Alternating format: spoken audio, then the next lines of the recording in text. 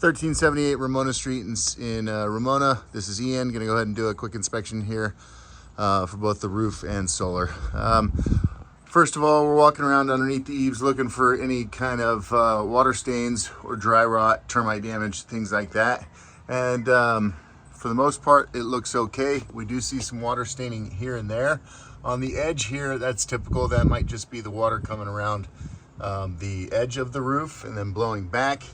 But then if we see something like this right here, that typically is a roof leak coming from the top. So not terrible, but definitely some evidence of leaks around the perimeter of this roof.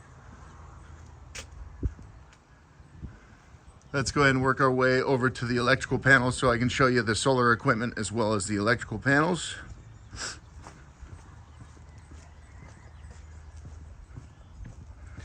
What we have is two different systems installed at different times. Here's our main electrical panel. Easiest way to monitor the solar is to look for that little box triangle creating an arrow going to the left. That means the solar is producing more electricity than the house is using, and the solar is back feeding the grid. I would guess that this electrical panel was installed to accommodate the solar or the original solar system. We've got a big 60 amp breaker down there for the original two inverters that were installed, and then this 40 amp breaker for the newer solar system that was installed. Let's take a look at that. This meter right here appears to be connected to the original system, and that is consistent with a third-party owned system like a solar power purchase agreement or lease. So I'm not sure if there's still a leasing company or power purchase company involved in this solar, but typically when we see a meter like that, it's third-party owned. Original electrical panel was left in place when the new panel was added. Always nice to rip that out and do a stucco patch to get rid of it completely. We've got two Solar Edge inverters, 5,000 watts each. Let's see, I forgot to look for a manufacture date. I don't think these Solar Edge inverters had manufacture dates on their label, but based on the look of them and when we were using these, I would guess these are somewhere around 10 to 12 years old. Believe it or not, the old ones had screens on them. We push a button right underneath here and the screen comes to life. Hard to tell in the video, but it also has a little notification that says POK. And the POK says 22 out of 22 on this one and 23 out of 23 on that one. That is a great sign. All optimizers and panels are working on each of these inverters. These inverters are most likely still under warranty. Solar Edge is still in business and they make a good product. Each panel on the roof has what's called an optimizer underneath it, and that's Solar Edge brand as well.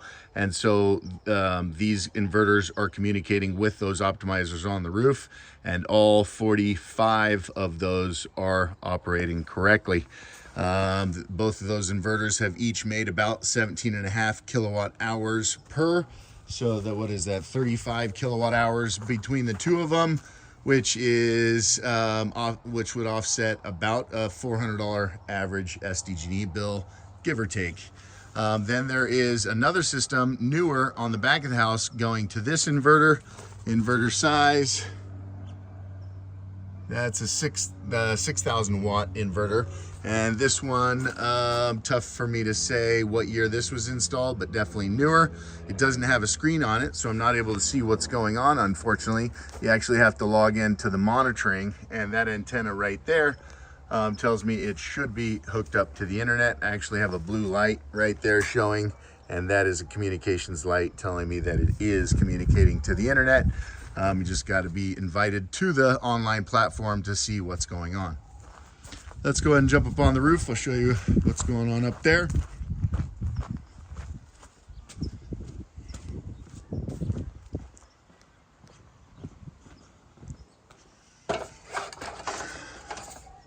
From the edge here, it looks like there are only 2 layers of old roofing material, but we'll see somewhere else that there's evidence that there is approximately 4 layers of old roofing material on this house.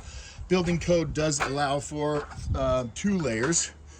So here's the original system. I believe it's 45 panels. This roof plane, and that one, obviously. These are Ramona 260 watt panels. I was able to get my camera underneath the panels to look at the label, and unfortunately all of them will need to come off to re-roof this house.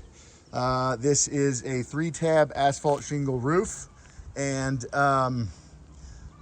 if we come over here to the valley, this is what we call valley metal, and now we can get a better view of what's going on. And there are actually 4 layers of roofing material. So anytime we see a roofer put a 4th layer on a roof, we know they're not professional and they don't know what they're doing, as that is just not allowed by building code or by the manufacturer. Then we start to notice nails popping up through this roofing material. So we know that this roof is not waterproof. There's nails popping through all over the place. The more we look around, the more nails that we find. And then we start to see installation issues, and that's obvious because again, the 4 layers. And so I shouldn't be able to see that little seam right there. So the shingle spacing, which is critical, is all wrong. So this roof wasn't waterproof the day it was put on. And unfortunately, the material, if we look down these courses, you can see how a shingle course disappears, right? So everything's wrong on this roof. And unfortunately, it needs to be ripped off sooner rather than later. Again, we see that major spacing issue right here. And so that seam can't be exposed, otherwise the waterproofing of this roof is compromised. The only reason this roof doesn't leak all over the place is because of the 3 additional layers of roofing material underneath this roof. We got 2 whirlybirds. When this house gets re-roofed, we'll have approximately 8 O'Hagan vents on this roof to ventilate both the house as well as the garage. We've got 1 broken solar panel back here. This is the newer system, and so that inverter, if you recall, does not have a screen, but chances are this panel is still producing. It's just producing a lot less than the rest of the panels around it. Honestly, those are almost to the point where obviously there's a cost associated with removing all of these panels and then reinstalling them. And so there's a judgment call at some point where does it make sense to pay the money to reinstall panels that are this old, when nowadays we can produce as much electricity with so these are 260 watt panels. Nowadays we're installing 440 watt panels, basically half as many panels for just the same amount of electricity. So that's something that can obviously be discussed. The fact that whirlybird's not moving right there tells me that something's wrong with it. The bearings are going bad. If we look back at the back house, we can clearly see 2 different shingles.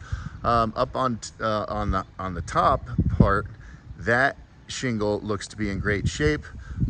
Installation looks to be more professional than one that happened over here. I can tell that by the properly installed flashing. This doesn't have any properly installed flashing. Nothing's done correctly.